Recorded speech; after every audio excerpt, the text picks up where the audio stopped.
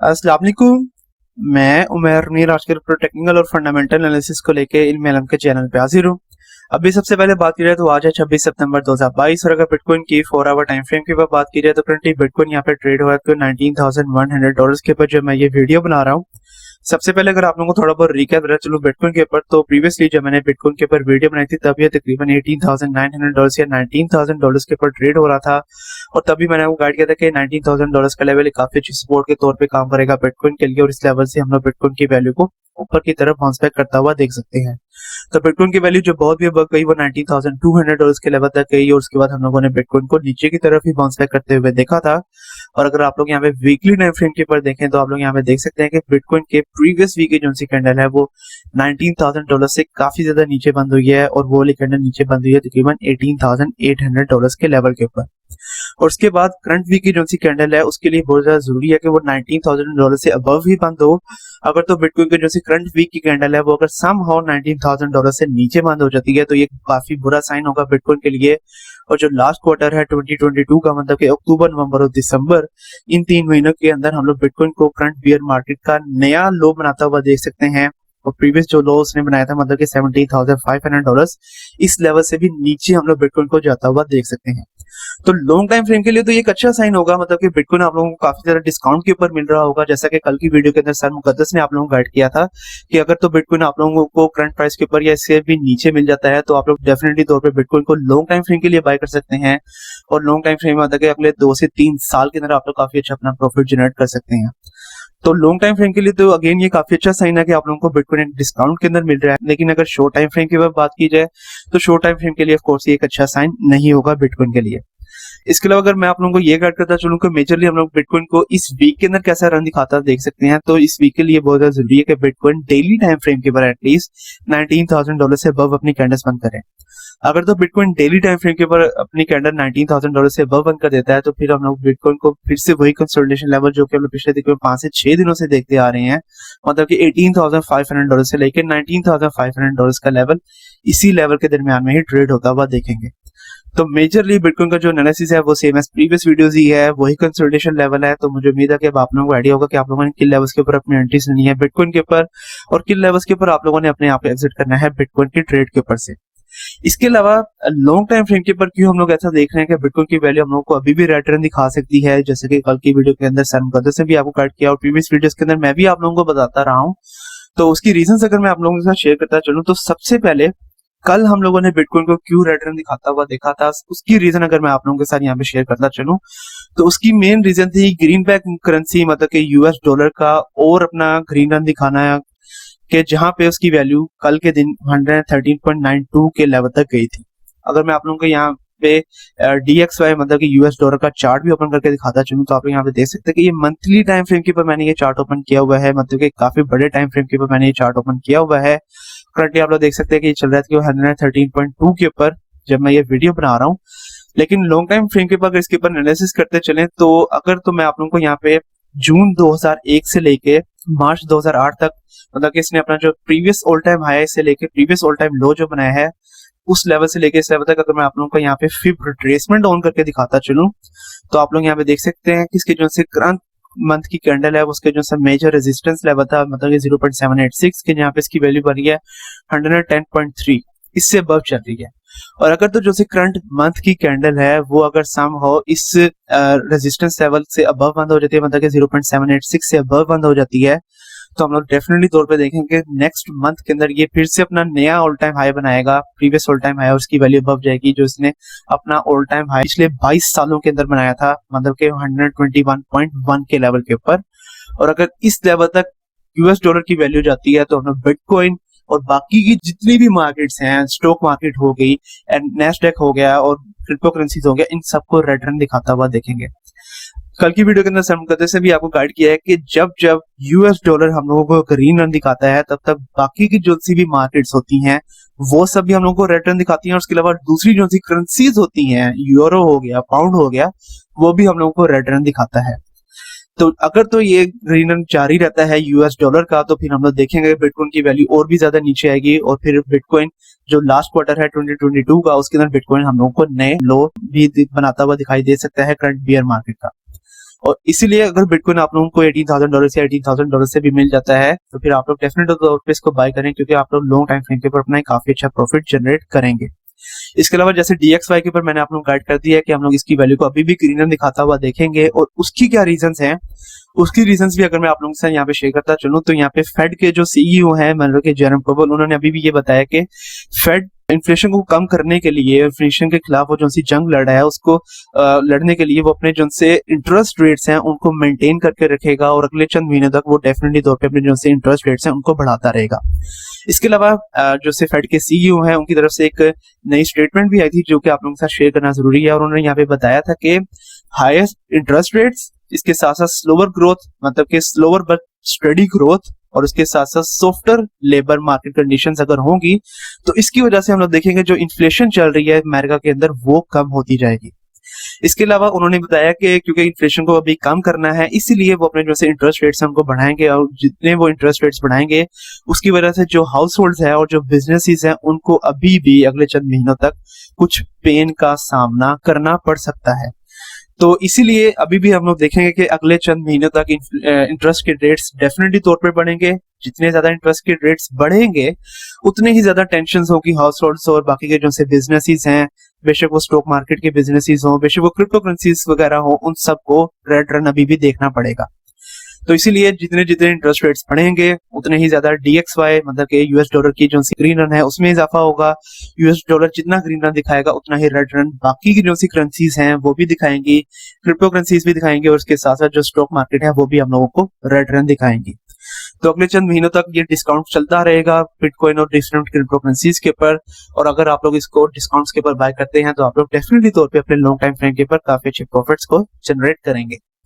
इसके अलावा अगर आगे बात करते चलें, और अब अगर यहाँ पे बात करें इथेरियम की सप्लाई के ऊपर, तो कल की वीडियो के अंदर भी सर मुकद्दस ने आपको गाइड किया था कि इथेरियम की जो सप्लाई है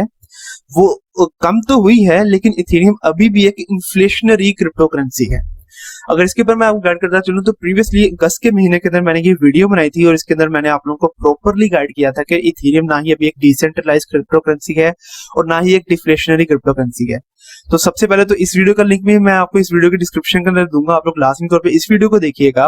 और इसके अलावा पोस्ट मर्ज के बाद क्या प्रेडिक्शन आई है इथेरियम की सप्लाई के ऊपर, अगर उसके बारे में मैं आपको गाइड करता चलूं तो जब इथेरियम एक प्रूफ ऑफ वर्क ब्लॉकचेन के ऊपर काम कर रहा था तब उसकी इन्फ्लेशन की जो वैल्यू थी वो काफी ज्यादा थी, मतलब कि जो इथेरियम टोकन मिंट हो रहे थे वो काफी ज्यादा मिंट हो रहे थे। और अब क्योंकि Ethereum proof of stake blockchain के ऊपर है तो इसकी वजह से इथेरियम की जो सप्लाई है वो कम तो हुई है, लेकिन अभी भी इथेरियम एक डिफ्लेशनरी क्रिप्टो करेंसी नहीं है। इसके बारे में मैं आप लोगों को फर्दर गाइड करता चलूं तो जब से इथेरियम का ये मर्ज हो चुका है और इथेरियम अब प्रूफ ऑफ स्टेक के ऊपर चला गया है, तब से हम लोग देखेंगे कि अब इथेरियम की जो ईयरली सप्लाई होगी वो होगी 603,000 इथेरियम के ऊपर, मतलब कि ईयरली बेसिस पे अब 603,000 इथेरियम मिंट होगा, मतलब कि नया इथेरियम मार्केट की सप्लाई के अंदर आएगा। लेकिन उसके मुकाबले में जो इथेरियम का बर्निंग रेट है, इथेरियम के जो ईयरली बेस पे जो बर्न होगा वो होगा सिर्फ और सिर्फ 412,000, और इसके दरम्यान में जो डिफरेंस आ रहा है वो आ रहा है 191,000 इथेरियम का, मतलब कि हर साल अभी भी 191,000 इथेरियम की जो सप्लाई है वो ज्यादा होगी। तो इसीलिए इथेरियम अभी भी एक इन्फ्लेशनरी क्रिप्टो करेंसी है, एक डिफ्लेशनरी क्रिप्टो करेंसी नहीं है।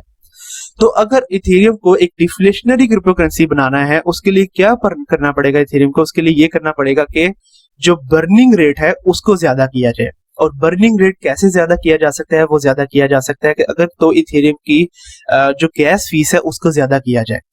तो अगर तो इथेरियम की जो गैस फीस है वो अगर 15 GWEI कर दी जाती है तो इसकी वजह से देखेंगे हम लोग कि इथेरियम का जो बर्निंग रेट है वो ज्यादा हो जाएगा, और जैसे जैसे इथेरियम का बर्निंग रेट ज्यादा होता जाएगा वैसे वैसे हम लोग देखेंगे इथेरियम बहुत जल्द तो नहीं लेकिन आहिस्ता आहिस्ता इथेरियम एक डिफ्लेशनरी क्रिप्टो करेंसी बन जाएगी। लेकिन क्योंकि अभी हम लोग देख रहे हैं कि इथेरियम का जो करंट गैस फीस है वो है सिर्फ और सिर्फ 11 GWEI, और इसकी वजह से हम लोग देख रहे हैं कि इथेरियम का जो बर्निंग रेट है वो अभी भी बहुत ज्यादा कम है। तो अगर तो ये ऐसे ही चलता रहा और इथेरियम अभी भी एक इन्फ्लेशनरी क्रिप्टो करेंसी रही तो लॉन्ग टाइम फ्रेम के लिए एक अच्छा साइन नहीं हो सकता है इथेरियम के लिए, और इथेरियम की वैल्यू को अगले 2 से 3 साल के ऊपर तो डेफिनेटली तौर पे दोबारा से इस तरह जो सा होल टाइम हाई बनाया था $4900 के ऊपर, उस लेवल तक तो डेफिनेटली तौर पे जाता हुआ देखेंगे। लेकिन जैसे बिटकॉइन हम लोग को $1,00,000 के लेवल तक दिखाई दे सकता है, वैसे हम लोग देखेंगे कि इथेरियम उस तरह से ग्रीन रन नहीं दिखाएगा, और इथेरियम की वैल्यू अगर बहुत भी ज्यादा बढ़ जाती है तो वो बढ़ जाएगी $5,000 $7,000 के लेवल तक। तो अगर तो इथेरियम को $20,000 या $20,000 से अबव जाना है तो इसलिए बहुत ज्यादा जरूरी है कि इथेरियम जल्द से जल्द डिफ्लेशनरी क्रिप्टो करेंसी बने। लेकिन जब तक इथेरियम डिफ्लेशनरी क्रिप्टो करेंसी नहीं बन रहा है, हम लोग इथेरियम की वैल्यू को बहुत ज्यादा ग्रीनर दिखाता हुआ नहीं देख सकते लॉन्ग टाइम फ्रेम के ऊपर। और शॉर्ट टाइम फ्रेम के ऊपर जैसा कि मैंने आपको बताया कि अगले 5 से 6 महीनों के अंदर बिटकॉइन की वैल्यू को भी रिटर्न दिखाता हुआ देख सकते हैं। बिटकॉइन की वैल्यू भी हम लोग को $18,000 से नीचे दिखाई दे सकती है। उसी तरह इथेरियम की वैल्यू भी हम लोग को $1,000 या $1,000 से नीचे भी दिखाई दे सकती है। अब अगर इथेरियम के ऊपर टेक्निकल एनालिसिस करते चले तो इथेरियम अगर अभी आप देखें तो ये ट्रेड हुआ $13-12 के ऊपर जब मैं ये वीडियो बना रहा हूँ। इससे जो अपना करंट रेजिस्टेंस लेवल है करंटली इसको तोड़ने की कोशिश कर रहा है। इसका करंट रेजिस्टेंस लेवल है $1,300 के ऊपर, और इस वक्त इथेरियम का जो सा मेजर सपोर्ट लेवल है वो है $1,200 का सपोर्ट लेवल। अगर इथेरियम $1,200 के सपोर्ट लेवल को तोड़ देता तो हम लोग डेफिनेटली तौर पे इथेरियम की वैल्यू को $1,000 के लेवल तक जाता हुआ देखेंगे। जब तक ये इथेरियम $1,200 से अबव है तब तक हम लोग इसको वही मेजर कंसोलिडेशन लेवल जो इसका बनेगा वो $1,356 से लेकर $1,250 का लेवल बनेगा, और इसी लेवल के दरमियान में ही हम लोग इथेरियम को मेजरली ट्रेड होता हुआ देखेंगे। तो अगर तो जैसे इसकी करंट 4 आवर टाइम फ्रेम के ऊपर कैंडल है वो अगर $1,300 से अबव बंद हो जाती है तो हम लोग इसकी वैल्यू को थोड़ा बहुत ग्रीन रन दिखाता हुआ देख सकते हैं, और इसकी वैल्यू हम लोगों को अगले चंद घंटों तक $1,350 के लेवल तक भी दिखाई दे सकती है। और अगर डेली टाइम फ्रेम के ऊपर ये अगर $1,350 से अबव कैंडल बंद कर देता है तो ये काफी अच्छा साइन होगा इथेरियम के लिए, और फिर इथेरियम की वैल्यू $1,400 के लेवल तक भी जाएगी। लेकिन अगेन उसके कम चांसेस है, और मैक्सिमम चांसेस यही है कि हम लोग इथेरियम की वैल्यू को $1,350 से लेकर $1,250 तक का उसका जो सा लेवल है उसी के दरमियान में ट्रेड होता हुआ देखेंगे। तो अब अगर आप लोगों को इसके ऊपर एंट्री एंड एग्जिट पॉइंट्स के बारे में बताता चलूं तो अगर तो इसकी जो सी करंट कैंडल है 4 आवर टाइम फ्रेम के ऊपर वो अगर $1,310 से अबव बंद होती है तो आप लोगों को जो एंट्री लेनी है वो लेनी है $1,315 के ऊपर, और आप लोगों का जो एग्जिट टारगेट हो जाएगा वो हो जाएगा $1,350 के ऊपर। इसके अलावा लॉन्ग टाइम फ्रेम के ऊपर आप लोगों को एंट्री एग्जिट पॉइंट्स के बारे में बताता चलूं तो आप लोगों के लॉन्ग टाइम फ्रेम के ऊपर एंट्री पॉइंट्स बन रहे हैं इथेरियम के ऊपर $1,300 के ऊपर, उसके बाद $1,260 के ऊपर, और अगर इसकी वैल्यू नीचे आ जाती है तो फिर तकरीबन $1,220 के ऊपर, और आप लोग के जो से एग्जिट टारगेट्स हो जाएंगे वो हो जाएंगे $1,300 के ऊपर, उसके बाद $1,350 के ऊपर, और इस तरह से आप लोग लॉन्ग टाइम फ्रेम के ऊपर अपने काफी अच्छे प्रॉफिट जनरेट कर लेंगे इथेरियम के ऊपर से। और जैसा कि मैंने आपको गाइड किया कि अगर इथेरियम की वैल्यू $1,200 से नीचे और अगर $1,000 के करीब आप लोगों को मिल जाता है तो आप लोग डेफिनेटली तौर पे इथेरियम को लॉन्ग टाइम फ्रेम के ऊपर बाय कर सकते हैं, और अगले 3 से 4 साल के अंदर आप लोग अपना काफी अच्छा प्रॉफिट जनरेट करेंगे यहाँ पे इथेरियम के ऊपर से। इसके अलावा वीडियो को खत्म करने से पहले यहाँ पे एक मेजर अपडेट जो कि डूकॉइन से मुतालिक आई है वो अगर मैं आप लोगों को देता चलूं तो डूकॉइन आप लोगों को भी आइडिया है लूना टेराफॉर्म लैब्स के जो सीईओ हैं उनसे मुतालिक इंटरपोल ने रेड नोटिस जारी कर दिया है, और रेड नोटिस का मतलब ये है कि उन्होंने तमाम कंट्रीज की जो पुलिस है उन सबको ये गाइड कर दिया कि अगर आप लोगों को ये शख्स मतलब डूकॉइन कहीं पे भी नजर आए आप लोग उसको अरेस्ट करें, और उसको अरेस्ट करके आप लोग वापस साउथ कोरिया के अंदर भेजें। तो रेड नोटिस ये जारी हो चुका है, और प्रीवियसली जब मैंने आप लोगों को गाइड किया था कि डूकॉइन के लिए अरेस्ट नोटिस जो है वो जारी हुआ है साउथ कोरिया की तरफ से, तो तब ये गाइड किया जा रहा था कि डूकॉइन करंटली सिंगापुर के अंदर रह रहे हैं, लेकिन सिंगापुर की जो सी अथॉरिटीज है उन्होंने बताया था कि उन्होंने 17 सितंबर को कंट्री को छोड़ दिया था, और उसके बाद डूकॉइन ने भी ये बात जाहिर की थी कि वो अभी ऑन द रन नहीं है बल्कि वो भाग नहीं रहे हैं,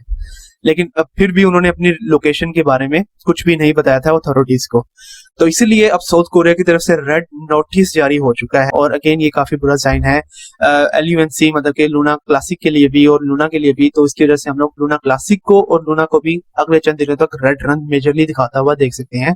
तो इसीलिए आप लोगों को यही मशवरा दूंगा कि आप लोग फिलहाल लूना और लूना क्लासिक के ऊपर अपने ट्रेड्स को ना लें। तो आज के लिए यही था मेजर न्यूज़, और मेजर जो न्यूज बतानी थी वो आप लोगों को बतानी थी US डॉलर से मुतालिक कि US डॉलर हम लोगों को नए ऑल टाइम हाई बनाता हुआ दिखाई दे सकता है पिछले 22 साल के मुकाबले में, और जितना ये ग्रीन रन दिखाएगा उतना ही रेड रन क्रिप्टो करेंसीज और बाकी की करेंसीज भी हम लोगों को दिखाएंगे। तो मुझे उम्मीद है कि अब आप लोगों को आइडिया होगा कि आप लोगों ने किस तरह से अपने फंड्स को हैंडल करना है डिफरेंट क्रिप्टो करेंसीज के ऊपर से। कल तक के लिए आप मुझे इजाजत दीजिए, अल्लाह हाफिज।